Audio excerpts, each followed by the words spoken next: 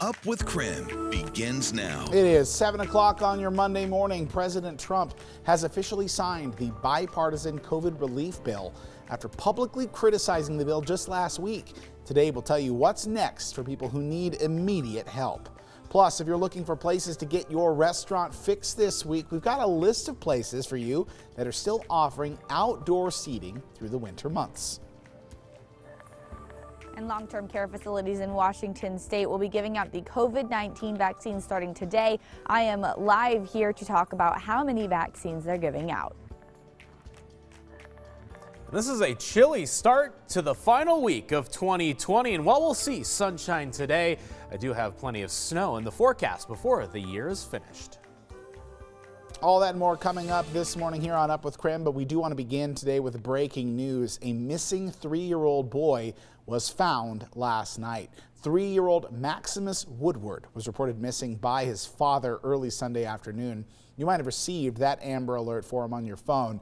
As police say, the boy's mother, Morgan Cooper McQuaid, took Maximus. That's in violation of a court order which prohibited contact with the boy and his father. She is now in custody, and authorities are asking for anyone with additional information to please contact the Snoqualmie Police at 425-999-1522.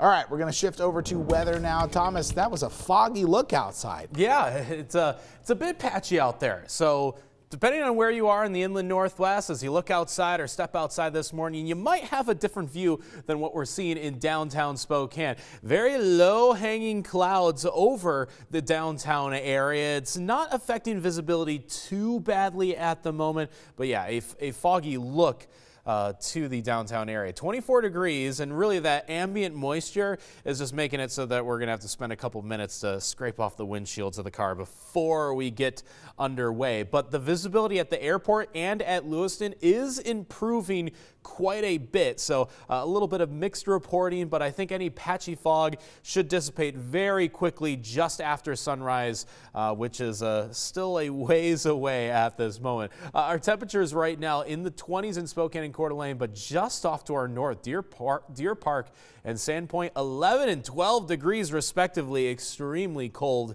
as of this morning. It actually is going to be one of our coldest days this week, but at least we'll get a mostly sunny afternoon. So if you're hoping to walk the dog in the afternoon hours, at least you'll have a good window of opportunity to do that. Highs topping out at only about 30 degrees today. Warmer days ahead, but not before we get some snowfall for the midweek. I'll show you just how much snow is in the works across the inland northwest coming up in a few minutes. All right, we'll see you back here, Thomas. It is 7:03 now on your Monday morning. We've got some good news for millions of Americans this morning, as more money will soon be on the way to many people who are desperate for it.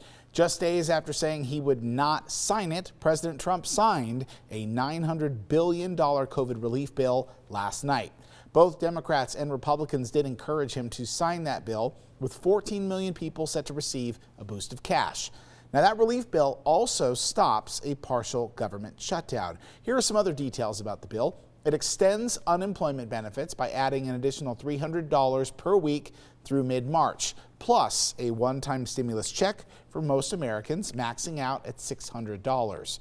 Anyone making $75,000 or less per year will receive that $600 amount, plus an additional $600 for every dependent child under 17 years old. People making up to $86,900 per year will still get a check, but it'll have less money. And then the amount continues to go down as your salary goes up. Now, if you're not a citizen or don't have a green card, you do not qualify. If you're married to someone with one of those, though, you will still get one this time around after the last batch of stimulus checks cut that group out. Now, let's say you're wondering when you are going to see that money. You can expect it to take a few days, up to a few weeks. But if you're really hurting for that cash, experts encourage you to sign up for direct deposit. Now, as we mentioned, just last week, the president surprised Congress when he said he would not sign this bill, demanding that they raise the payment from $600 to $2,000. Democrats have said that they are on board, with opposition mostly coming from a number of Democrats. And today, the House is expected to vote on another bill, which could increase funding to that $2,000 mark, but it is not expected to pass a vote in the Senate.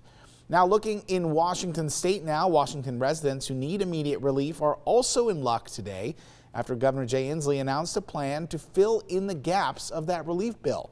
So the state will provide relief to about 95,000 Washington residents until the federal relief kicks in. Governor Inslee says there will be a one-time payment as residents do wait for that federal benefit. Now, if you'd like the latest information on the second stimulus payment, on Washington's relief payments, or any other information related to unemployment, you can text the word money to 509-448-2000 and we'll get some information to you right away. As always, you can also find all of this information on KREM.com and our KREM 2 mobile app.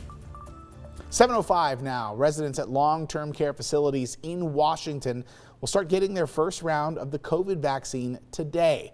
Nicole Hernandez joins us live to tell us more about how many vaccines the state has right now and who is set to get that vaccine this week. Good morning, Nicole. Yeah, good morning, Joshua. So this past week, Washington State's Department of Health actually delivered just about 20,000 COVID-19 vaccines to those long care health facilities. Now, those vaccines will actually start being administered today. But I do want to give you a look at where the rest of our vaccines are going and just how many we have here in the state. In this past week, 172,750 vaccines were distributed. Of those, 44,000 were the Pfizer vaccine and 128,000 were the Moderna vaccine. A total of 30,000 vaccines have actually been administered at this point here in Washington state. And this week, Washington will get another 101,000 vaccines. Of those, 57,000 will be Pfizer and 44,000 will be Moderna. Washington was expecting to have even more vaccines by now, though, but the state said less got delivered. Some of the Pfizer vaccines had to go through a special quality control process that they thought would be done by this point. The state says, though, that by the beginning of next year, we will have a steady flow of vaccines to the state. And the federal government says that as we continue months as they go by, that we will see more and more vaccines every month. Live in Spokane, I'm Nicole Hernandez. A story we will keep our eyes on here on Up with KREM in the days, weeks, and months ahead. It is 7:07 now. Time for your morning rush. More news in less time. A replacement is already being considered for the Wandering Table after the fine dining restaurant in Kendall Yards announced they will be closing their doors permanently after January 9th. It's just a shame. Like it's just a shame that we're shut down and there's nothing else we can do. Yeah, you heard the general manager there who says they're closing largely because fine dining doesn't translate well to takeout or delivery. The Wandering Table is part of the Eat Good group, which is owned by Adam Hegstead. He says they will rebrand, though, and that they're considering something more casual. Tourism specialists are listing Spokane as an up-and-coming city. Haven Real Estate Group owner Cambria Henry says Spokane could become like a mini Seattle in the future. Spokane's housing market has been extremely fruitful during the pandemic, making it one of the few industries benefiting from stay-at-home orders.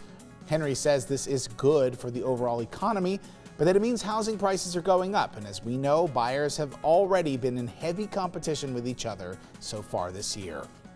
Meals on Wheels for the greater Spokane area delivered 400 meals this Christmas. That's more than twice the amount of meals that they normally hand out. The organization puts together a list of every client that is alone for the holiday, a list that did grow dramatically because of the coronavirus pandemic. The organization says they still need more volunteers and donations as meal delivery will continue into the new year. Local police say they've responded to at least 33 crashes between Christmas night and Saturday morning, due in large part to the Christmas Day snow that started around 50 p.m. So one of the several crashes included a 5-car collision on TJ Meenock Bridge at 6:30 Friday night.